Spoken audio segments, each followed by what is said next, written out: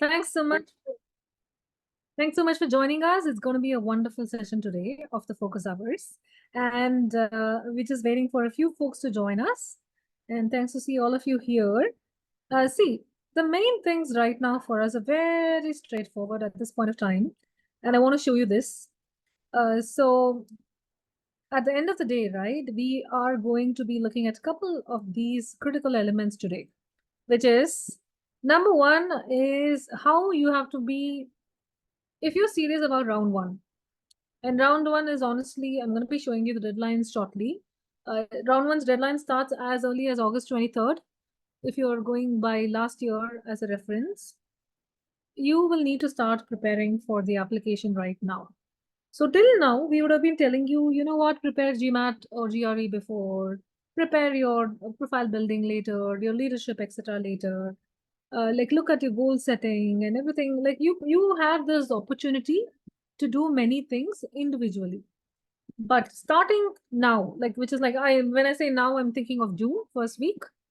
Starting June first week or even like now itself, you really will have to focus heavily on this element, which is number one, your application execution, for which you should have done the planning. So without planning, you can't do any execution in life. Okay. Or rather, let's put it this way, proper execution in life. That's exactly why you do the planning in the first place. So all these things should have been done by, like, you should really start working on these aspects so that you are in a position to apply by September if you're looking at MBA, or by October if you're looking at an MIM program. So that is where we are, at this point of time in the applications. A lot of people will ask, like, is it possible for me? Like, can I balance everything? The question is, it's not about whether it's possible or not. The question is that you have to do it now because you don't have a choice if you're considering round one. Of course, you can come and say, you know what, I don't want round one, I want round two. So then things change, right? So that's exactly what we're going to see today, and I'm going to help you with it.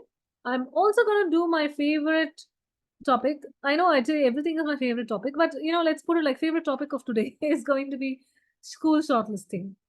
And I'll tell you why. I'm going to show you one more thing here, which will make it very interesting for you today. See, this, as you can see on our screen, is like the wonderful set of schools to which our candidates applied last year. Okay, so we took the top 75 schools that our candidates applied to in different stages. So people applied in stage 2, in round 1, in round 2. You see a lot of round 1s. You see some round 3 also because it happened. ISB was like a big deal for many people with multiple options. So there was an IM Bangalore was also there and so on. So you see programs across the board. This is a list of programs to which our students applied last year. And why am I showing you is because it is across the board. Our students went to Yale. My candidate got waitlisted at Yale. One person got rejected from Stanford, of course. But another person got like a full ride scholarship at Ross. Another guy got like $30,000 scholarship at Ross, but finally chose another school. Okay. So our students apply across the board. You have all your M7s. You have your S10s, the Super 10s after that. You have the McDonald's, the Teppers, the Owen, the Rice and McCombs also. You have your Keenan Flagler Orchestrum and Foster and Simon also. You will see Simon later on. And you have like schools that you may not have heard your name, like example, Buffalo, University of Buffalo School of Management. It exists. It exists. And definitely like a Duke Fuqua and multiple different rounds, right? And across the pond, the ESA, London Business School, NCR, blah, blah, blah, and all. So this is like a list of programs to which, I mean, of course, there are many other schools. We have taken out some repetition and everything else. We're not showing you the entire list, obviously. But here's a list of programs to which our candidates applied. Now, yeah, and there it is, London Business School for the MIM, okay? Yeah. Why am I bringing this to your notice at the moment? See, there is Cambridge and there is Oxford and there is all the others and all that. So why am I bringing this to your moment right now is because this is a time where you should have some clarity on 3 things in life. Where are you applying? Number 1. What program are you applying and which round are you applying? These three things are critical. So I want you to write it down. So, and I'm also going to write it down in the chat so that it is there for everybody. So where are you applying is nothing but the region.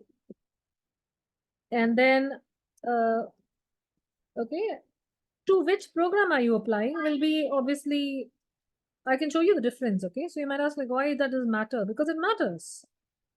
Example here, there is a full-time MBA program. Let's see ISB. So there's a 1-year MBA, that is a PGP.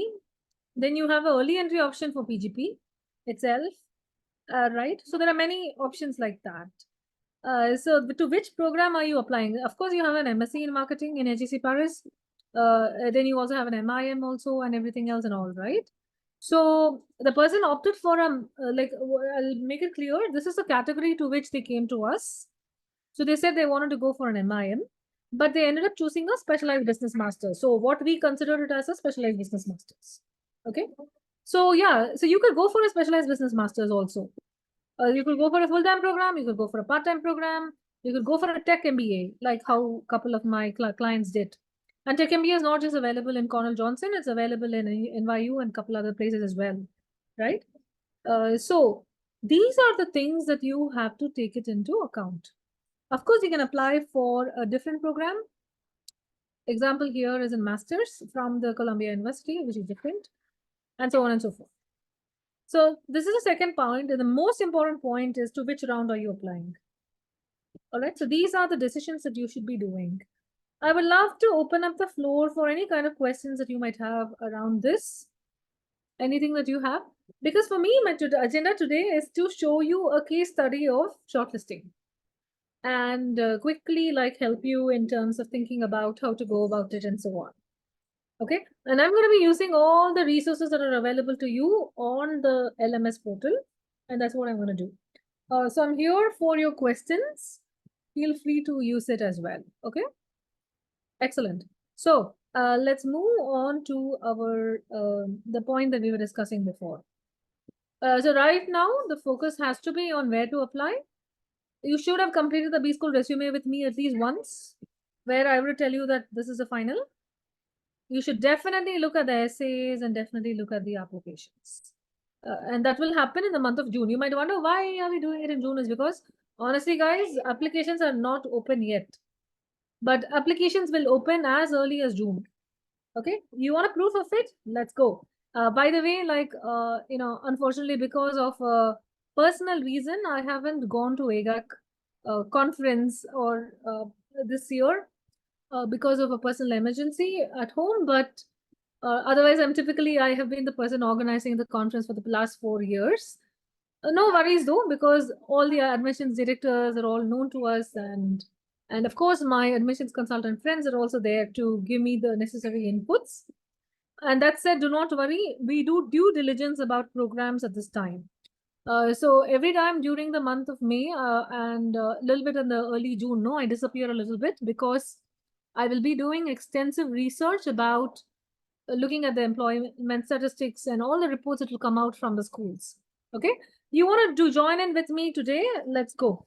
I will show you a couple things here and we can get started with it. Okay, so one second while I open all of it.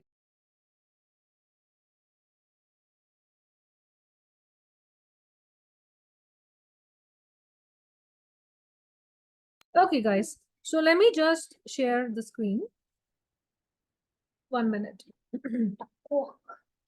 Let me know if you cannot hear me. I'm so sorry. I seem to have come down with a small cold. Okay, you're going to do research with me, right? And I'm going to show you how to start. And I'm also going to tell you I'm going to show you any ranking you want today, but let's start with one ranking, Now see, Andrew Jack, who's FT Rankings editor, is a very close acquaintance now because I have been friends with Andrew Jack for the past 1.5 years, literal friends in the sense that the moment the FT rankings drop, we connect with him on MBA waves and understand how important it is, etc., and all that. And not only that, we talk to each other about the various happenings that are there in the world of business school education. Okay, so he's a guy who is an editor who basically does this, and his team does this. and he leads this. So you can see that this is a very important resource that you should be tapping into right now. Very simple. Now, you don't know where you're going to go and study, right? So if you're going to start from scratch, you can look at this. See, of course, we have thousands of lists. I'm going to show you where it is, but just for the sake of like different approaches, I'm going to show you this today. You want to go to a B school, obviously, which is well ranked. And there are going to be so many factors which are important to you right now. Okay. So what is important to you would be, for some people, definitely salary. For some people, it will be the rank. For some people, it will be the alumni network rank. For some people, it will be like, how do they rank the international course, etc. Now, you can do it by your own rank by showing more columns or like changing this filters and all that. So say, for example, I don't want the carbon footprint. Let's say that I don't want to care about the research. I don't care about the research. Let's say that I'm not worried about the faculty with doctorates. I don't want anything of that sort. And let's say that I am more interested in, for example, what are the aims that people achieved? Okay, like what do you mean by aims achieved is nothing but like, obviously, like how did the school help them achieve the career goals and everything else, right? So you might decide what is it that you want from here, and accordingly, like what do you call it as, add the columns or modify the columns, of course, download the data and get number crunching on it. All right, you will see that obviously it is changed based on my preferences and everything else and all that. Okay, so this is like a wonderful way to quickly figure out certain things as a starting point. That's it, as a starting point. After that, honestly, it doesn't really matter. It's like this. It's like rearranging the pieces in a puzzle and keeping it ready so that you can decide to fit the puzzle in a way that you want. Okay, that's all it is. Okay, now say for example, I want back my the columns, no? So I want back the ESG or the value for money or this one and aims achieved, no? Automatically, you saw that certain things got changed automatically based on certain parameters. Okay, so this is something that you have to really, really keep in mind. Why am I telling you this? Is because rankings are the #1 list for you, but after that, they don't really serve a purpose. Okay, it's as good as me giving you this list. I'm telling you where all my students applied last year. The top ones, of course, the top 75, right? But after that, there are many other schools. My students also applied to Said, and then one guy applied to Lancaster, Leeds, Durham, and then he applied to Emlyon, and then he got into Cranfield, okay, Bayes School of Business. So I'm not adding all that here. So that is where this is like a good starting point for you. Okay, now what? So let's say that I'm going to go to Wharton. So now what should I do about Wharton? So now this is not the place for you. So that is exactly where you go to actual Wharton and you look at the full-time MBA, and automatically, you all know that Wharton is #1 and blah blah blah, and it's like the M7 program. It's really good. So you all would have heard so many things about it. But then how do I know whether Wharton is a right school for me or not? That is exactly where our worksheets come into play. But I'm not going to bore you today with telling you to do the worksheets, but I'm going to tell you some quick things. So whenever you're going to an MBA program, there are 3 things that matter very much. After that, only other things matter. So first thing is, like, obviously careers and network. You want to go there, you want to get a job, and you want to understand what happens there. That's one of the main reasons why people go for an MBA program. Okay, you're not going there to just chill out. You're going there to get a job and get a better job and get a different job. So that's exactly where the first stop for you will be the career goals, and you're going to look at the career report. So if I'm a new position, I'll do this. See, why do we wait for summer to come is because the schools will update it and give me the 2024 report. That they will do in the month of August. Okay, so typically that's where we wait. And the moment I hope that you are able to see my screen still. Yeah, let me see. Excellent. So the moment you're able to see, the moment you're able to get into a career report, the first thing you have to see is is my field there? Example, your field is nothing but your domain, industry, sector, whatever. So is consulting there? Looks like it is. Then you might say healthcare, you might think about like financial services or private equity, blah, blah, blah, and all that. You have to be very clear about your industry. Okay. So if I'm in real estate, I want to check how many percent of real estate internships were coming and only like 2.2. And this is what it was for full-time jobs and so on.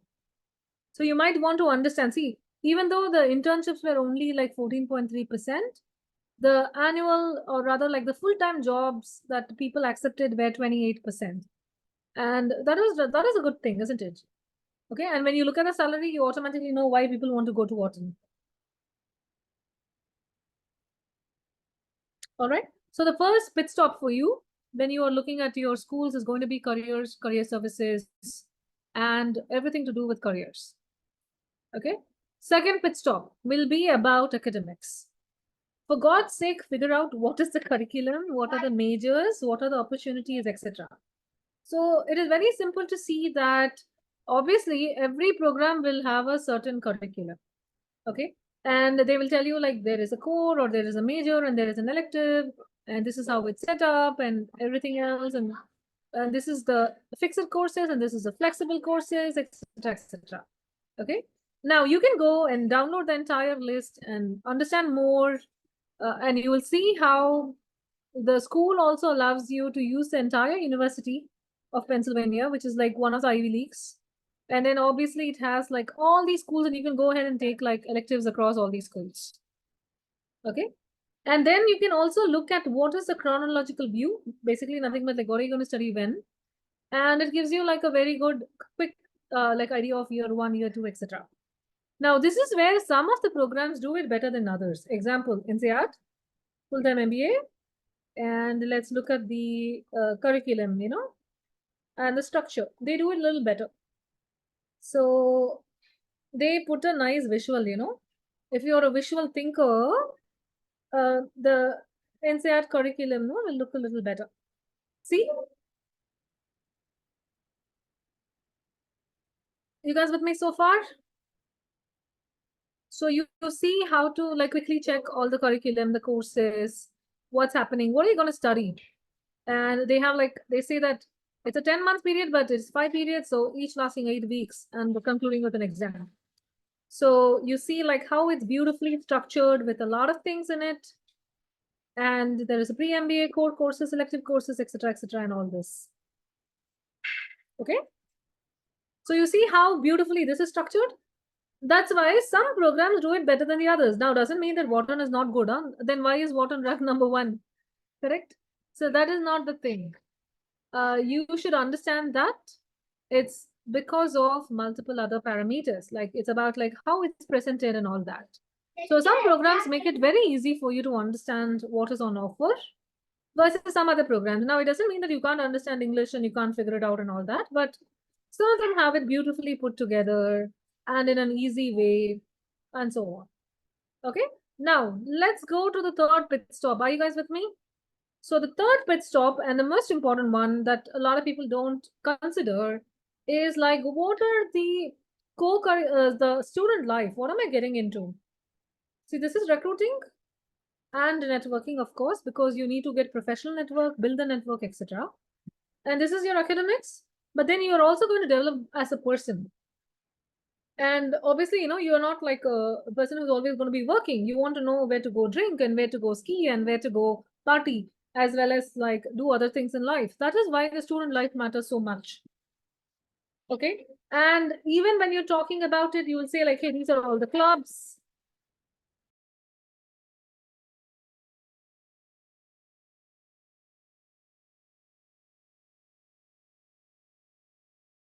Okay. So that is exactly right, right? Over here, you really want to look at, there are tons of clubs and I want you to pay attention right now. And there's a reason why I brought in like Wharton up, because Wharton clearly decides or rather like, divides the different extracurricular activities into multiple possibilities. Example, sports, example, community service and volunteering, Example, cultural and affinity. By affinity, what we mean is like you are really interested in, say, wine. Let's go to affinity clubs, no? Example, you're really interested in, say, like wine making or something. Or even your cultural would be like African American or Asia club or something, right? Or you could be like a Catholic club. You could be like you have an affinity for this particular aspect. You could also be like a French association is just French culture, you know. You don't have to be a French person for this. And similarly, you know, you don't have to be an Indian alone or an Israeli alone in order to do this. You could also be coming from different places and all that. So that is an example of cultural affinity. And then, like, yeah, see, athletic clubs are going to be all kinds of athletics. I'm sure there's pickleball out there, no? So somebody was telling me, my friend from Wharton, how pickleball has picked up in the US. But yeah, and then the community and service clubs are very important. So you see that this is more about your volunteering and social impact. And then, of course, you'll have cultural and affinity clubs, which I showed you already, based on the region from which you come or region you want to like have. I was really seriously interested in the Hispanic club, you know, when I was in Michigan, because I wanted to learn Spanish and things like that. Similarly, there'll be many. See, for example, there's an Hispanic American and women in businesses there everywhere. ISB has a women in business club and so on and so forth. And then, of course, your professional clubs. Okay, so you will also want to think about the professional clubs that are existing. This is important because this is what is going to help you pivot into the career you want. Okay, now there are two ways to get associated with a professional club. Now, you are a person who comes from consulting and you want to go into, say, digital health. So you will be like working for the consulting club as an advisor, and you can go and join the digital club in order to learn more about digital health and digital health and pivot into that field. Okay, let's say that you are coming from the energy background, so you could advise and be an expert at the energy club, and also participate and learn from the consulting club. Is that something that's making that is becoming clear to you all? Okay. All right, and that is what is the clubs all about, and the same thing with social clubs. Now, how is the cultural and affinity different from the social club is, it's just like how they talk about different stuff. To be very honest, an affinity club can be called as a social club for all that matter, and I'll argue that a club is social, but who cares? You just want to know, like, see, for example, there's a chocolate club, there is this brewer and brewmasters club, there's a cocktail club. In Michigan, we had a quiz club. It was really fun. And this was before all your chat GPT era, right? Long time ago, where people still had like quizzes and all. It was really fun. Then we also had a runners club. We also had like the one that I used to go was more of a writing club, a book club kind of a thing and all. So this is what I mean. Technically, I would call the wine club as an affinity club, but it doesn't matter. Now, who cares, right? So what do you understand is this is what they mean by student life and experience.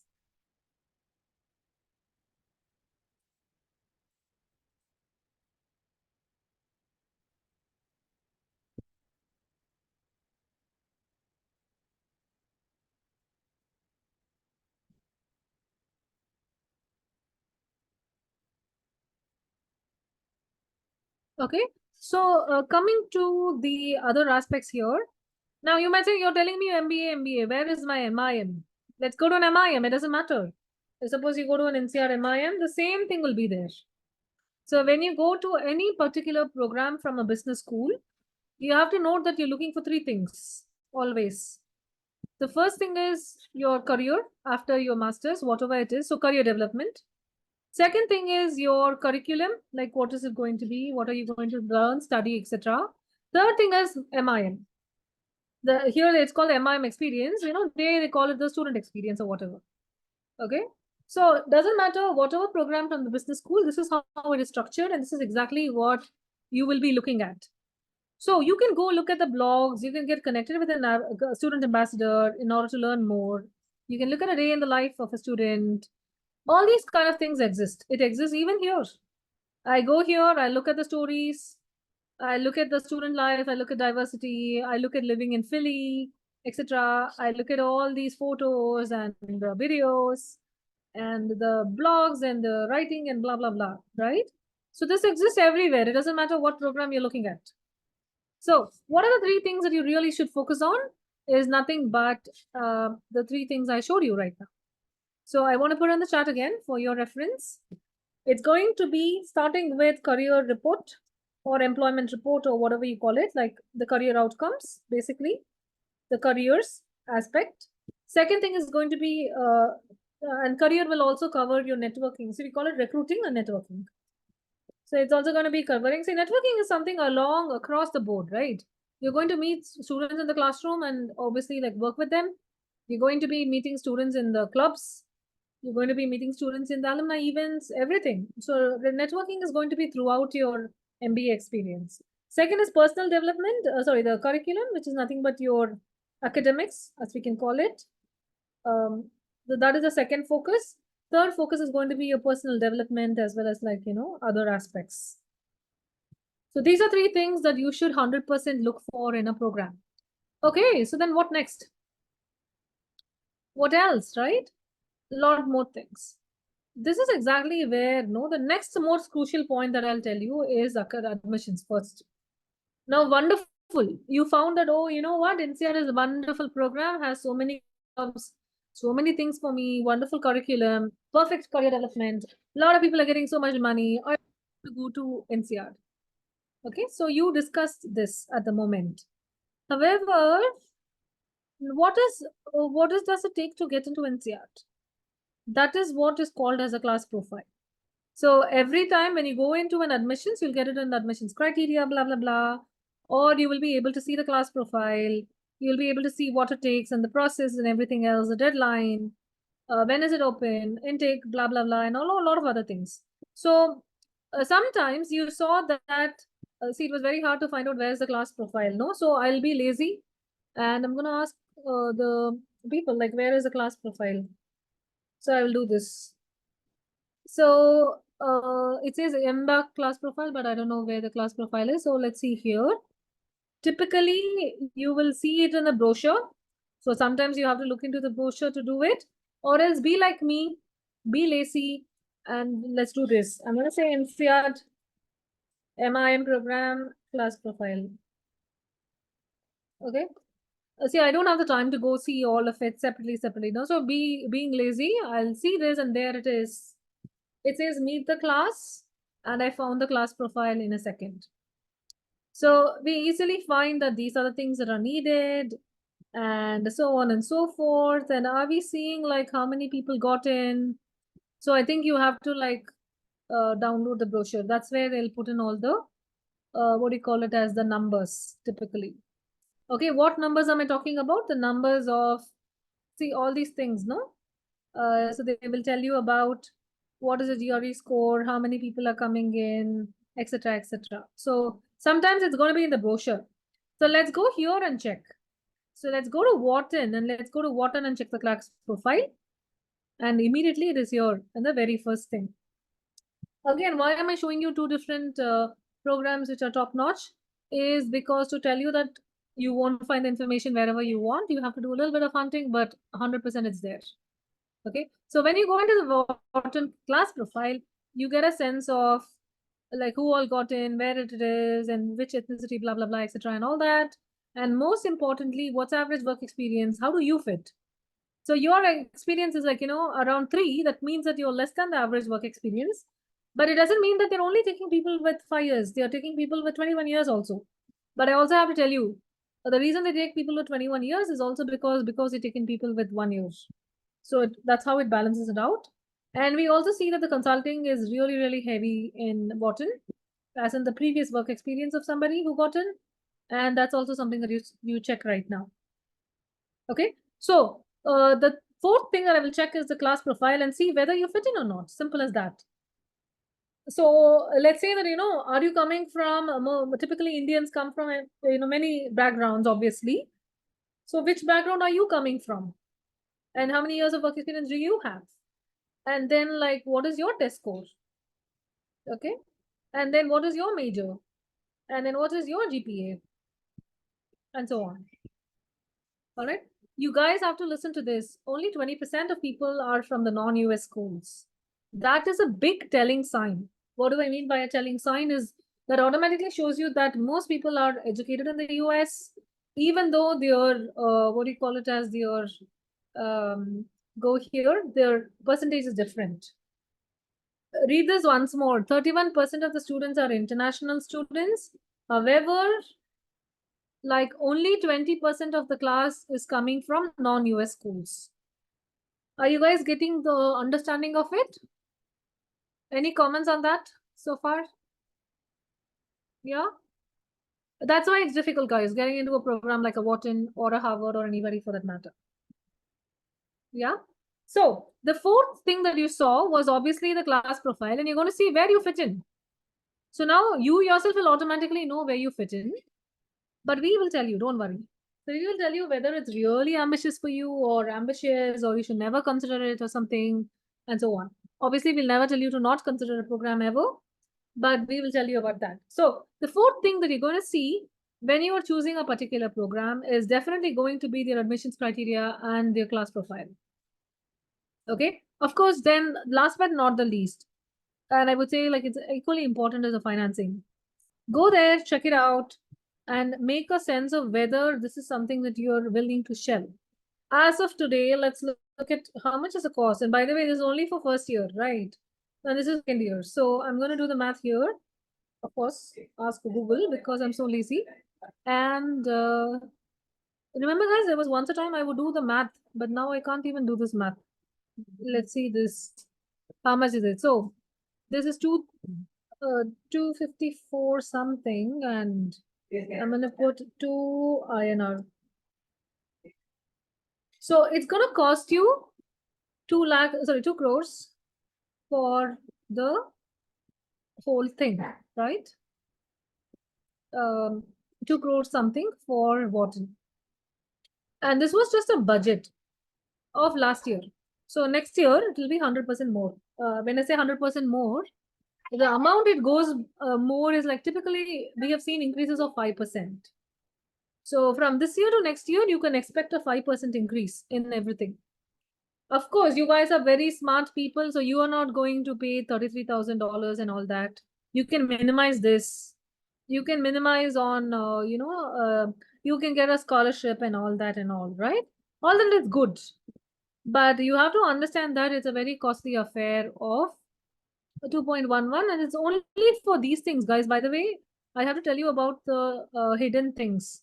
This does not include, see, for example, your, the additional budgets that will be there. For example, for your travel expenses to treks and other things and all that. So all that external, what do you call it as, it only covers the tuition.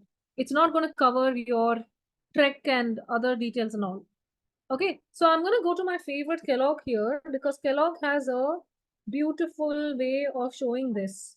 And I always use that as a reference for people. So when you go to Kellogg, it equally, like it's very nice and it tells you about, what you need. So you will see that here, that it tells you what is the cost and how much and so on. Food and housing, books and supply, travel, personal, etc., etc.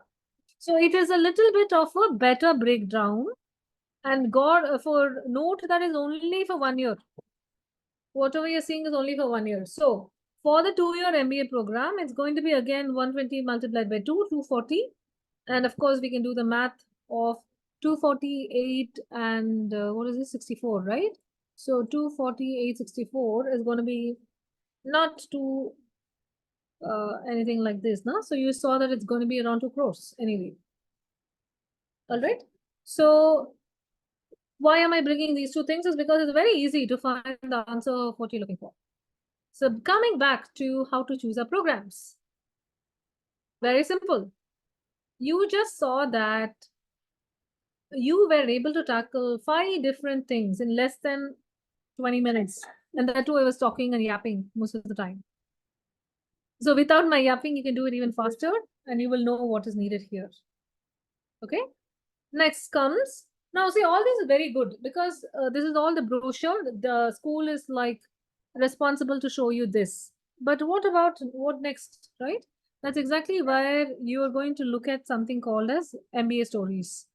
Now, this is called MBA stories here. You want to understand what are the things that you're getting at Wharton? Why are you going there? Is it really nice for you or not? So think of it like a simulation. So here it's called MBA stories. Let's go to NCR. NCR is going to call it as, your blogs, if you discover. You can also find a lot of information under the experience and the events. And I love, I've shown multiple times about their different brochures as well as like student blogs, right? And the student experience, and they showed a day in the life of, and many other things.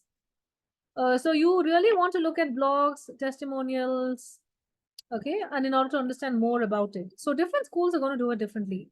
And how does Kellogg do it? So let's put a test to Kellogg right now, unless you guys want to tell me about a different program. Yeah. So what did I tell you? Suppose I want to go and find out if Kellogg has a good program for me or not. So what will I do? I'll go to Kellogg, and we are already on the Kellogg page. So I'll go to the degree programs here and look for the full-time MBA. Okay, or any other program that you want right here. So once you do that, the first thing that you're going to do is to check for career report.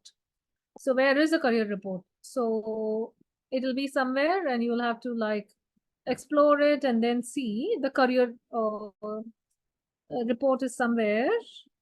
And this is the one, career development. So first thing, I'm going to go check that. And I will see that there are multiple factors and other things that are available here. And of course, we're going to see where people went, where they studied, what is the salary, the different industries, etc., etc. So very simple. Second thing I'm going to see is obviously the student, the curriculum. So I'll go and look at academics, yeah, basically, and see what is needed. Again, get an understanding of the academics, the experiential learning, the majors that are available, concentrations, departments, faculty, calendar. So here is a beautiful calendar again, which gives like a easy visual view of the whole thing, which is very interesting, isn't it? So you can see like what people are studying for 2024, 25, and it's going to download, and you can see that and all that. Okay. And here it is again devoted like this. It's not too bad, but it's, I think INSEAD wins, no, in this one. But anyway, you can see like when it started, what happened, etc., etc. So you get an idea of like, what is the MBA program all about? After this, what will I do? I will go back to my student experience, as I told you, and I will look at figuring out, sorry, 1 minute, there we go. I'll go to the student experience, and here they're calling it student culture. Okay, why not? Let's go there. So we go to student culture and get an understanding a little bit more about what are the clubs, what are the other things that are available for the students, and what's the Kellogg experience, the community and the campus life, friends and families, the clubs that are available, etc. Now, see, you saw that it wasn't that easy to find the clubs in Kellogg. That's exactly where you might need to use your Google powers and superpowers in order to find it. So just go Google and see, clubs and trips are automatically here, and you're able to understand what happens and how it works. What are the different types of clubs that are available? See, you saw Wharton had beautifully split it, but Kellogg doesn't really like split it that way. But then you know that it does exist. So you're 100% sure the data analytics clubs and even consulting club would be more of a professional club. A Catholics at Kellogg would be an affinity club or social club. And this is again an example of a cultural and affinity club. Healthcare would be again professional. Media and entertainment would come under like again professional. Your pride at Kellogg might come under like more of affinity and social club and other things, right? And even leadership for that matter, and so on and so forth. Yeah, so it works, no? It works. And then let's go to the program and try to understand a little bit more about the class profile, which was the next pit stop. So when I go to the class profile, I realize, Kellogg is a beautiful program. I really love it here. But let's see how difficult it is to get into Kellogg. So you saw that this is a little bit better. So among the 3 schools that we saw now, Kellogg is the smallest of them. But then there are like a lot of people, a lot of internationals, and then you can see that there are multiple other things that are available. You saw that this is 3 points higher than Wharton, and then the GRE also is not bad, and it's higher as well, and so on and so forth. Okay. So, and then you saw like what are the industries after Kellogg and the majors before Kellogg and all that. Okay. Now, last but not the least, what did I ask you to do? Is the cost of attendance. And I anyway showed you the cost of attendance for Kellogg. So here, the cost of attendance is not directly available, but when you go into the student culture or the academics, right? Sometimes it's available there or it'll be here, right? Because here they put it under different headings and all that. I mean, that's all matters, right? But you saw that with my rubric of how to go about schools, in less than 5 minutes, I showed you the entire school of Kellogg at the moment. Okay. So just give me 1 second, guys, while you spend a little bit time on the Kellogg website. I want you to go to the Kellogg website or any other school of your choice and spend 2 minutes and ask me questions now. Okay, I'm going to give you 2 minutes for it.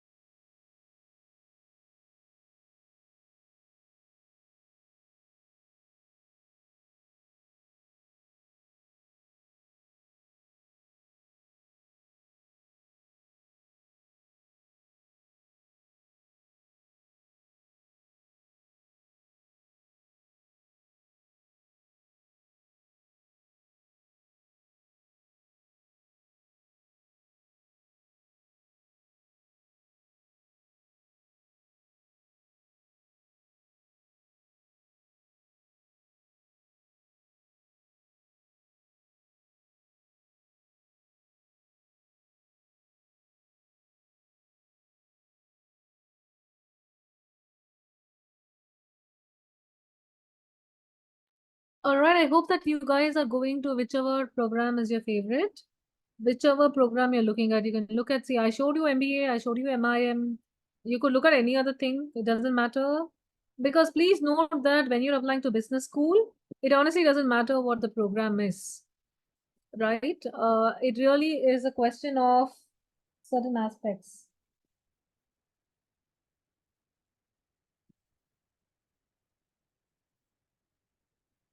Okay. Yes, I know that some of you are going for finance, some of you are going for MIM, some of you might be going for SCM. It does not matter. When it comes to shortlisting programs, ultimately you're banking on the what you call it as the prestige of the program. You're banking on the academics and the what you call it as your networking power. Okay. Guys, can you just give me like a quick heads up of are you, let's see, the easiest way for you is, see, I showed you MBA ranking. Now, I'm going to show you one more thing, of course, which can also help you. See, I showed you ranking. Here you have MIM ranking, you have MSCM ranking. It doesn't matter. You just need to know the school name, right? Because the rest of the stuff you have to go and do it on the website. All right. So I want you to look at your program and follow the rubric that I told you right now in order to quickly figure out whether that is a program of your interest. Are you interested in such a program? Do you know a little bit about the program? Okay. If you guys can give me like a show of hands or any other sign, that would be great at the moment. You can use reactions, you can use a chat. Let me know if you are with me and if things are there. Yeah, super, excellent. Well done. Yeah, super. Awesome. So now that you're done with this, right, the question that will come is like, okay, see, there are two things in life, right? When we are looking at going to a top program like Kellogg. The question that will come to your mind and you should be asking yourself rather is, now the first, like we already asked to which program you're applying and which round you're applying, etc. Right? The next question obviously is going to be the admissions. So how do I get in? When to get in? When to apply, etc. No, that is so very simple. You will always find admissions very clearly there. And all of these schools spend a ton of money in order to make it easy. Then you might wonder, why do you need a consultant like me? That's because the way that you present and craft your story is very different. It's not just about putting an application and throwing it away. And you automatically will see that there are many ways for it, isn't it? So I again like Wharton for this factor. It allows you with so many tools that are available for you. So I would want you to consider it, all of it. So applications are not open. Okay, don't believe me. I just clicked on it. Let's see what happens. Applications are open only for the previous year so far. For the new year, it will start. Okay, it will start in the next month. So do not worry too much. But it is a very neat process, and you can see that. Timeline and deadlines are something that you have to see for every school. And they have already announced it for round, obviously, last year. Okay, they didn't announce it yet. But this gives you an idea. Technically, Wharton and Harvard, right, are on the same day or the next couple days, always. So last year, Harvard was on 6th, right? I'll see it and I'll show you here, no? See, we have all our application deadlines also from last year. So Wharton and Harvard were on the same date as last year. Okay. So in all practical purposes, the top programs of your choice and to which our people apply, all of them will be in the September month, and you can expect it to get done by then for round 1. Okay, I'll leave a moment for you to see. This is for the MBA. Okay, you want to see the MIM? I will show you different school, INSEAD. INSEAD has 2 different intakes. So if you go to admissions, very easy to see it. And you're going to get like a deadline here. And obviously, like please download all the guides and all, okay? They spend a lot of money and effort on it. And honestly, my friend Jennifer Luo in the INSEAD Singapore campus, and right now as we speak, INSEAD is hosting AGAC. Virginie Fugia is the director at the admissions at INSEAD. Maria Reyes is the North American marketing director. All of these guys put in a lot of effort into this kind of guides that you're seeing. So make good use of it. Their teams work a lot on it. So see, just like how we do, they're also going to tell you different things on what they look for, what is the criteria, when does it apply, and so on and so forth. But what I'm trying to tell you is everybody will tell you the deadline. See, INSEAD works on a different timeline. January is a big intake, and August is a small intake for INSEAD. So typically, my candidates work with me for the August intake always. And of course, there are a few people who work with January intake. This year, I did not have too many people applying for INSEAD for the Jan intake. I had people applying only in the August intake.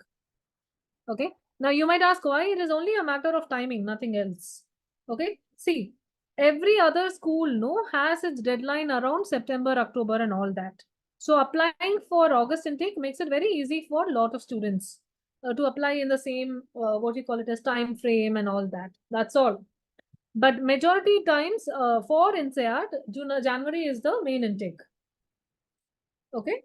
And it doesn't matter. It doesn't matter. That's why they have like all these intakes available. So if you are somebody who's applying to, say, for example, just like you're applying to September and all that, it is perfectly okay for you to consider same deadlines around September and all that. Okay. So INSEAD is one school which tells the intake very early ahead of time. See, they have already announced the date. Yeah. So because of their different timeline, that's why they tell them ahead of time, nothing else. Now coming to my other favorite school, Kellogg. See, I have a favorite in every school. It's just that, I think that all these programs do so many different, what do you call it? They have different flavors, no? It's like flavors of ice cream. You can't really pick one and say that this is the best. But yeah, but you guys are getting a very expensive 2 crore ice cream. So you might want to be more deliberate, but I'm just joking. Coming back here, everybody is going to tell you what they want, what they're looking for, etc., etc., and all that. Now, you please make a note of the timelines and the deadlines. Of course, we will tell you about the deadline and the timeline when we get it. Okay. This is announced only around August or something for all the programs.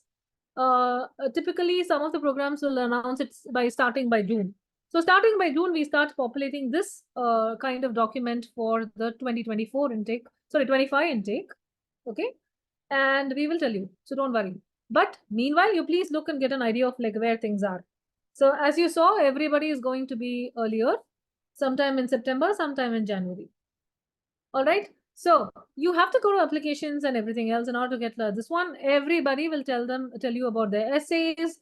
They will tell you about what they needed last year, and this is exactly why it takes long time, to craft the application and put things together. Now, every good school has started having a video essay, which is why we at Aspire Higher also help you aspire for this video essays and help you for it as well ahead of time. Okay. So, what was this component? Admissions. Super simple, everyone being very clear about what they want and so on. Okay. So when it comes to shortlisting, what are your takeaways right now, or rather what you should be taking away is that number one, when you go into a particular program, try to understand the program in multiple aspects. So the way I told you is very easy. That's all. Like you start with recruiting because everybody wants a job and you guys are going for it. Then look at the academics because you need to know what you're getting into and what you're studying. Then, of course, the student life experience comes in, which helps you to become a better person.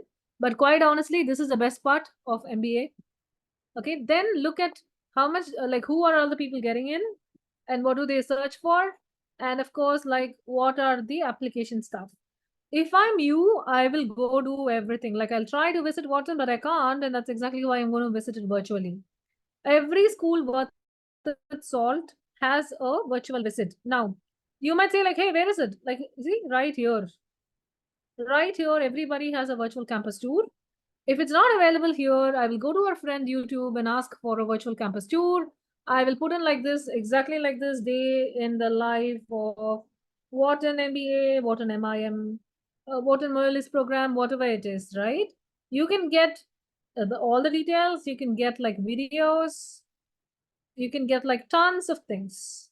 Now, you don't know about Wharton, but you might know about UPenn because a lot of people go to UPenn.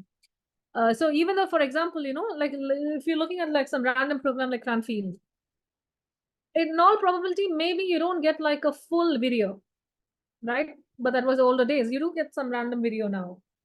So if you don't get about the Cranfield MBA, right, I can just figure out like a Cranfield student and get like more videos about it. Okay, is that clear? But guys, like, see, we live in the world of 1,000 videos per minute or even more, I'm sure. So there are tons of videos of wherever you want. I'm going to give you an example: University of Lancaster, which is like okay, but yeah, yeah, whatever, right? No comment. So I want to understand a Lancaster University, I can see it. I want to find out a Lancaster MBA, I can see it. Okay, that's what I want you to tell. Now, I can't find out MBA, but I can find out somebody who's doing an MSc in entrepreneurship and innovation. So I can get to the business school in many ways, is all I'm trying to tell you. So for God's sake, use the advantage of the virtual campus tours, the virtual class visits. I love it, but most importantly, try to attend a live event. So example here, it will be like application tips, alumni events, campus visits, information sessions, like and so on and so forth. So you really want to use all the things that are there. So here also you can attend an event. So if you attend an event, it will tell you about things that are relevant to you for the admissions events. Okay. So see, they're starting the application overview as early as May 29th, like us, right? And so on and so forth. Okay. So these are all wonderful ways of knowing more about your program, because I'll tell you one thing. If you do all this, it's like scratching the surface and knowing, oh no, you know what, like Wharton exists. But after that, what? Okay, that is exactly where our like help comes in. So I'm going to go to our favorite. Oh, I'll show you one more thing right now. Okay, I hope that I'm making sense, guys. Right now, you're all awfully quiet. So I don't know if you are tired or you're just absorbing all the information. I hope it's the latter. All right. So let's see, 1 minute.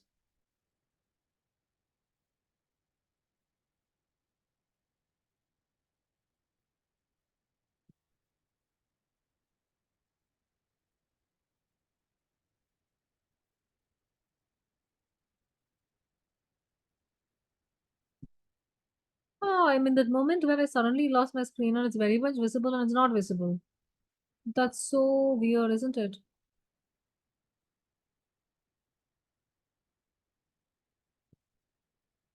Finally, wait a minute. Excellent. So, yeah, you know our favorite LMS portal, which we have developed and which we continue developing and we continue like working on it. It's fun. Yeah. We know this great resource that's available. See, we just put together everything in one place. If you're an MIM also, you have this. If you're an MBA also, you have it. The important tools, it'll all be there. I want you to go to the handy checklist that you saw and you will see all of these things. So what all I showed you today, all of it is available here. You know, your top schools to which our students applied, and then most importantly, timeline. I'm going to come to the timeline in a little bit, but then all the things that are going to help you take the decisions. Okay, the shortlist template, how to shortlist the programs, and then of course, you know, the tons of resources that we have available to you in order to help you for the what we call as shortlisting.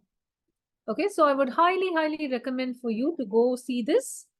The shortlisting is very important.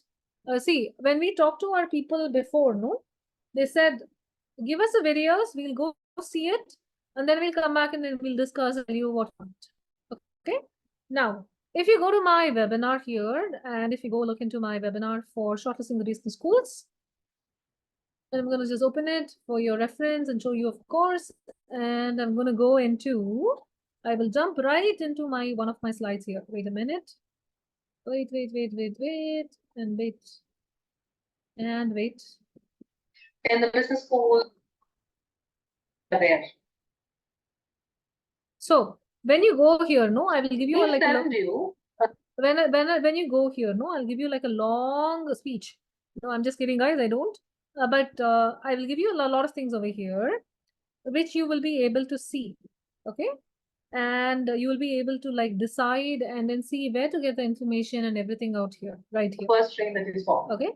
So, and I will also tell you about the different financial planning and resources and everything and all that. Okay.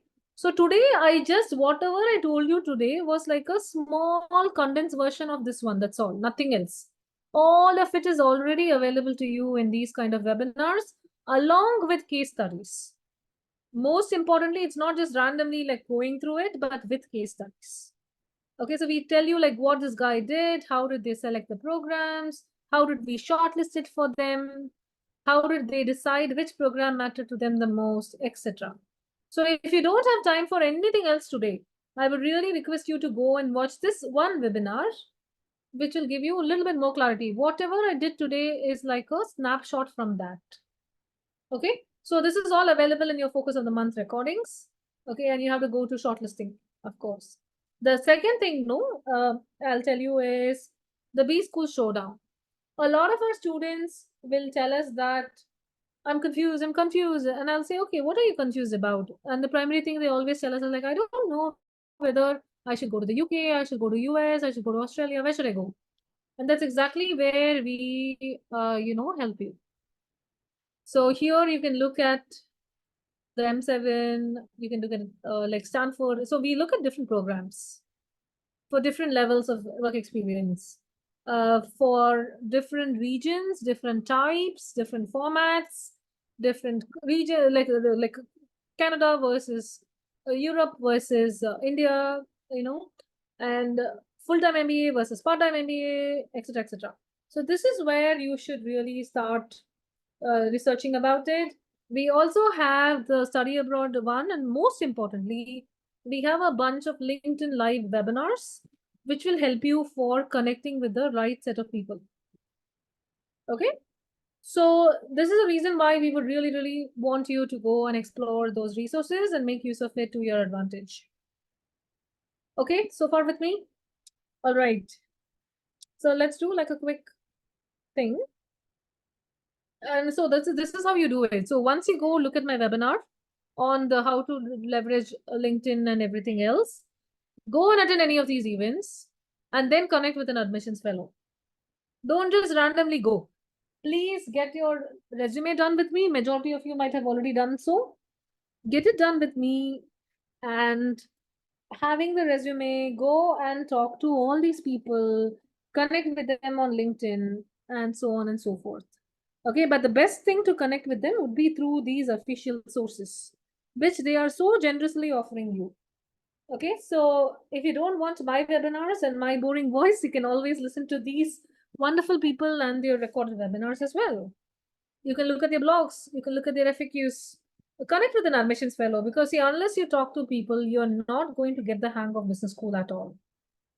Okay, now admissions fellows are going to be gone in summer. The first year students will come back in the summer. They'll all be in internships, so they'll come back in July, August, and then they will have these guys as well. Okay, some of the students will be working with the admissions department, and they will all be coming back in May. Okay. All right, so that's pretty much what I had for you today. And this is about the shortlisting. Now, this thing is very simple. At the end of the day, you want people to have, from a long list like this, you wanted to find out a short list. That's all. Okay. So we will continue adding more resources for you guys in the days to come and telling you how to help you, etc. But our ardent request is that make use of all the resources that are available to you in order to figure out where you're going to go study, how do you want to study, what is it that you want to study, and of course, like, what are you willing to get into such a program? Okay. See, quite honestly, I was talking to this one guy yesterday. He had a 755 score in the new GFE, which is like a really, really wonderful score.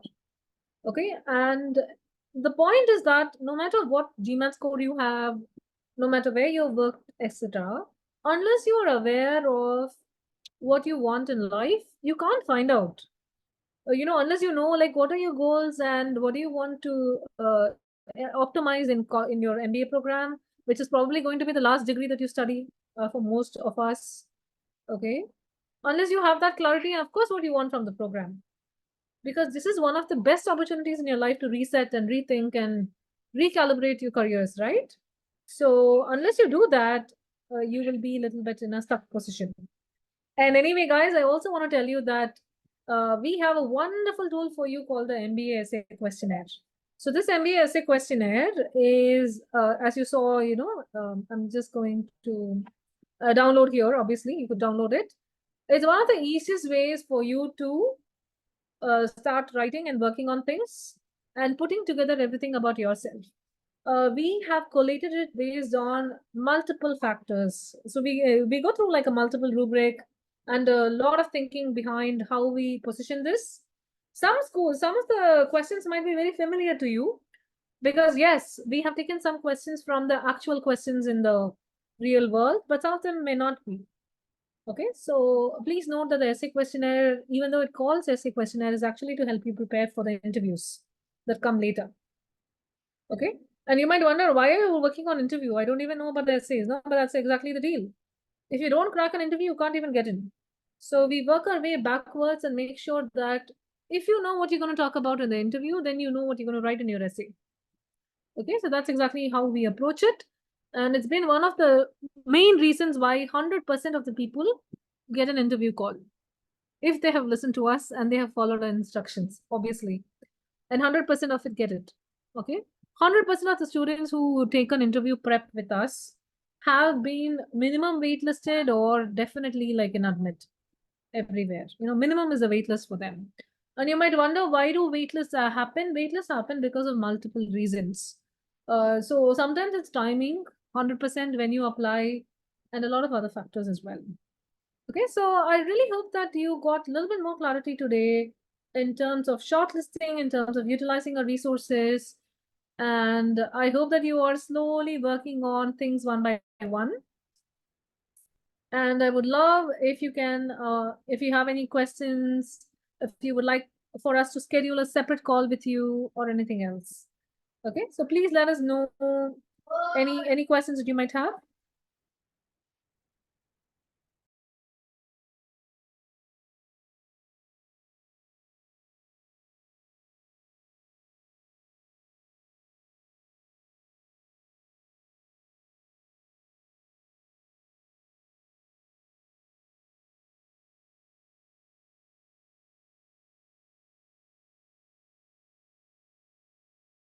All right, it looks like everyone got their answers, or maybe you're a little bit more worried, but don't worry, guys. This is exactly where we have our wonderful timeline.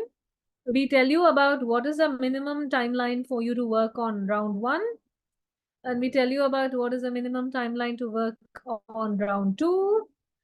We give you like a lot of resources that are available. So do not worry. Okay, we are here to support you every step of the way. But please note that action is very important at this point. All right. So I hope that you have a chance to look at our shortlisting and how to shortlist, and then how to look at things and what to do and everything. You're able to look at our material. You're also able to look at a repository which contains a lot of schools. And of course, I showed you multiple other ways to get the schools today.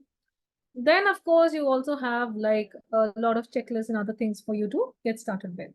Okay, so with this, I hope that you had more clarity today, and wishing you all the best in your test. Until I see you next time, thanks so much for your listening and good luck.